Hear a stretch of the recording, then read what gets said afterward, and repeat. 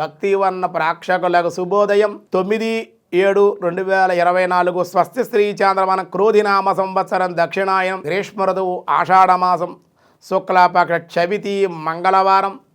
చవితి ఈరోజు పూర్తిగా ఉంది. ఆశ్లేష నక్షత్రం ఉదయం 7:51 వరకు, తర్వాత మకాన నక్షత్రం వచ్చింది. వర్జన్ రాత్రి 8:50 నుండి 10:34 వరకు.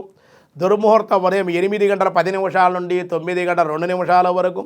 మళ్ళీ రాత్రి 10:58 నుండి 11:42 వరకు దుర్ముహూర్తాలు ఉన్నాయి. సూర్యోదయం 5:35, సూర్యాస్తమయం 6:35. రాహుకాలం ఈరోజు మధ్యాహ్నం 3 గంటల నుండి 4:30 వరకు రాహుకాలం ఉంది. ఈరోజు శుభ సమయం లేదు.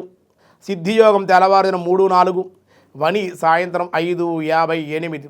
చవితి మంగళవారం కాబట్టి సుబ్రహ్మణ్యేశ్వర ఆరాధన, హనుమత్ ఆరాధన, హనుమత్ దర్శనము, సింధూరాన్ని ధరించడం అన్ని విధాలుగా ఈరోజు యోగ్యమని చెప్పడం జరుగుతోంది.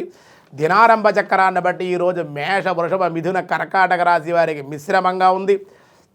ధనసు, మకర, కుంభ, మీనరాశి వారికి కూడా అంత అనుకూలంగా లేదు అని చెప్పబడుతోంది. అలాగే ధనస్సు, మకర, కుంభ, మీనరాశుల వారికి అనుకూలంగా లేదు అని చెప్పడం జరుగుతోంది. వ్యాసాయ విష్ణు రూపాయ వ్యాసరూపాయ విష్ణవే. ఈరోజు విష్ణు సహస్రనామల పవిత్రం. ఓం పవిత్రాయ నమః. భగవంతుడు పరమ పావన స్వరూపుడు అంటే పవిత్రుడు. అపవిత్రముగానున్న, అశుచిగానున్న పుండరీకాక్షుని స్మరణ మాత్రము చేతని బాహ్యాంతరముల యందు పవిత్రతను చేకూర్చేటువంటి వాడు అని శాస్త్రాలు తెలుపుచున్నవి. భగవంతుని స్మరణ, చింతన, ధ్యాన, ధ్యప, తప, కీర్తనాదుల ద్వారా మానవుల యొక్క సకల పాపాలు నశించునని శాస్త్ర ప్రమాణం. ఈ స్తవ పారాయణ సకల పాపాలు పోగొట్టి సకల శుభదాయకమై ఉన్నది అని వ్యాసదేవుడు అంటే వ్యాస మహర్షి ఉత్తర పీఠికలో తెలియజేశాడు. మరి కొందరు ఈ నామాల రీత్యా వ్యాఖ్యానించారు. పవి అనగా ఇంద్రుని యొక్క వజ్రాయుధము అని అర్థంటండి. వజ్రాయుధంతో ఇంద్రుడు రాక్షసులు నాశనము చేయును.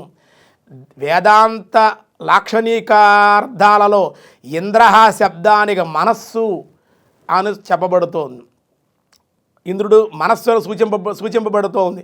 ఇంద్రుడు వజ్రాయుంచే దుష్టులు నాశనము చేయు రీతిగా మనస్సునందు సమస్త దుష్టశక్తుల్ని కూడా విష్ణునామం సంకీర్తన ఆ దుష్టభావాలన్నీ కూడా ధ్వంసం చేస్తుంది. అందుకే భగవన్నామం చేయండిరా బాబు అని చెప్తారు మన వాళ్ళు. దాని యొక్క అదే పవిత్రం. అపవిత్రాలను దూరం చేసేటువంటి వాడు పవిత్రుడు. ఓం పవిత్రాయ నమః అనుకుంటే ఎంతో పుణ్యం అన్నమాట. మిగతా విషయాలు రేపు చూద్దాం. ఈరోజు స్వస్తి.